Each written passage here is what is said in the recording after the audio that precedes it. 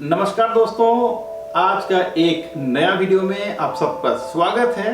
मैं हूं Ashok Kumar Sahu, career coach, और आज हम बात करेंगे होटल मैनेजमेंट करने के बाद अगर हम चयन करते हैं फूड एंड बेवरेज सर्विस का तो क्या काम करना पड़ता है।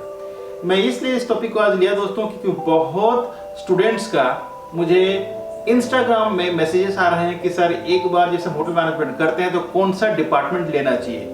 तो इसके लिए मैंने पहले वीडियो बना रखा है कि आपको डिपार्टमेंट कैसा चूज करना चाहिए, लेकिन आज मैं बताने वाला हूं अगर आप F&B सर्विस का चयन करते हैं, यानी कि रेस्टोरेंट्स में अगर काम करते हैं, F&B सर्विस में बहुत सारे सब डिपार्टमेंट आते हैं, जैसे कि बार है, बैंक्वेट है, रेस्टोरेंट्स हैं, कॉफी शॉप है, लाउंज है। तो इस तरह के तमाम डिफरेंट सब डिपार्टमेंट्स आते हैं दोस्तों, जहां पर आप अपना करियर बना सकते हैं। इसके अलावा आप छोटे छोटे रेस्टोरेंट्स, चेन रेस्टोरेंट्स, बहुत सारे आउटलेट्स हैं जहां पर आप काम कर सकते हैं। आज का जो मेरा मेन मकसद है इस वीडियो का आप तक पहुंचाने का, क्योंकि जो भी फ्रेशर लड़के होते हैं, जो फ्रेशर स्टूडेंट होते हैं, जिनको समझ में नहीं आता कि होटल मैनेजमेंट करने के बाद हम करेंगे क्या।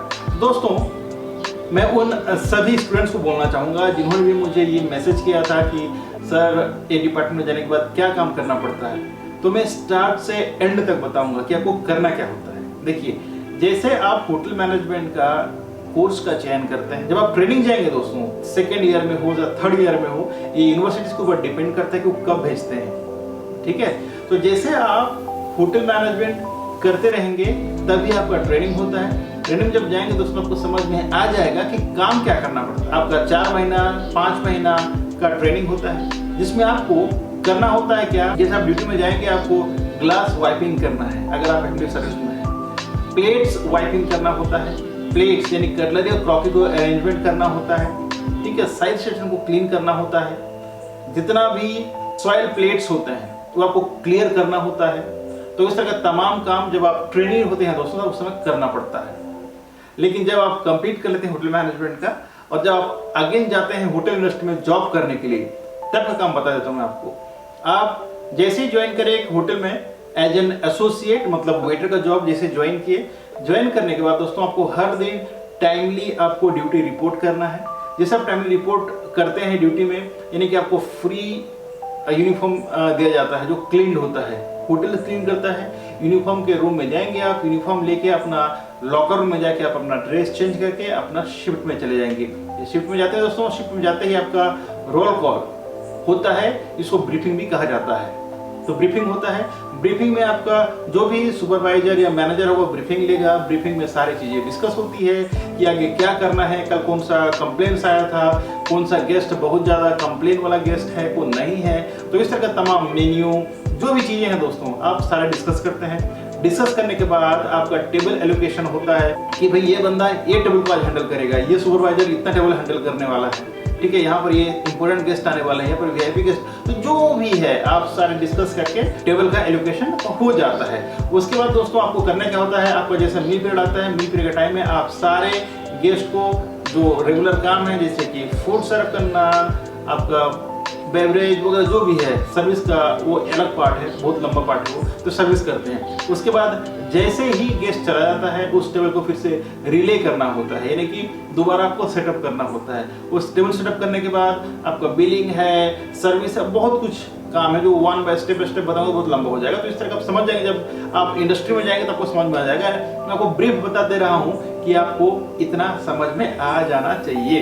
ठीक है। तो ये सारा काम होता है दोस्तों एज एन वेटर, ठीक है। आपका मेन मकसद होना चाहिए कि आपका जो गेस्ट है वो खुशी खुशी आपका रेस्टोरेंट से वापस जाना चाहिए, कोई कंप्लेन दे के नहीं जाना चाहिए या फिर मूड ऑफ करके नहीं जाना चाहिए। ये जिम्मेदारी बनती है आपकी, क्योंकि आप ना सिर्फ एक सेल्समैन हैं होटल के लिए, बल्कि आप एक ओनरशिप भी लेते हैं। रेस्टोरेंट चलना और खराब होना आपके ऊपर डिपेंड करता है, क्योंकि गेस्ट आपसे ही शुरुआत में मिलता है और जब जाता है तो आप ही होते हैं जिससे वो मिल के जाता है। तो आपका एक रिस्पॉन्सिबिलिटी बन जाता है कि आप कुछ भी करो लेकिन गेस्ट सेटिस्फाई होना चाहिए।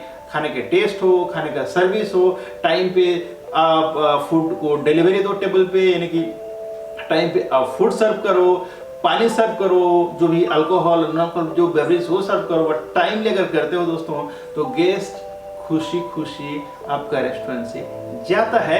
और इसी तरह आप रेवेन्यू होटल का बढ़ाते हैं। अगर होटल का रेवेन्यू बढ़ाते हैं तो आपको इंसेंटिव आता है, टिप्स आता है, बहुत सारी चीजें होते हैं। तो दोस्तों ये रहा, अगर आप एज एन एसोसिएट ज्वाइन करते हैं तो ये मैं ब्रीफ में बताया कि ये सब काम आपको करना होगा एज एन एसोसिएट। ये तो दोस्तों आप लोगों को जस्ट ब्रीफ, क्योंकि मुझे बहुत सारे मैसेजेस आ रहे थे, बहुत रिक्वेस्ट आ रहे थे कि सर एज ए वेटर हम जाके क्या काम करेंगे, इसका वीडियो बना देना। तो मैंने ब्रीफ में बता दिया है, इसका मैं एक लंबा वीडियो इन डिटेल्स में जरूर बनाऊंगा। दोस्तों अगर पहली बार चल पाए तो चैनल को सब्सक्राइब करना बिल्कुल ना भूलें, जो बेल आइकन दिखे उसको दबा दीजिए ताकि इस प्रकार वीडियो आपको हरदम मिलता रहे, क्योंकि मैं इसी तरह का एजुकेशनल, मोटिवेशनल और करियर रिलेटेड वीडियो बना के आपके पास लाता रहता हूँ दोस्तों। इसी तरह का जो फैक्ट है इंडस्ट्री का वो मैं ला के आपके सामने रखता हूँ ताकि आप सही डिसीजन ले पाए आपके करियर के लिए। ये ना सिर्फ होटल इंडस्ट्री बल्कि मैं तमाम इंडस्ट्रीज का फैक्ट आपके पास बहुत जल्द लाने की कोशिश करूंगा, 1 by 1, और आप सबको बहुत बेनिफिट होने वाला है दोस्तों। तो thank you so much, take care, जय हिंद, जय भारत।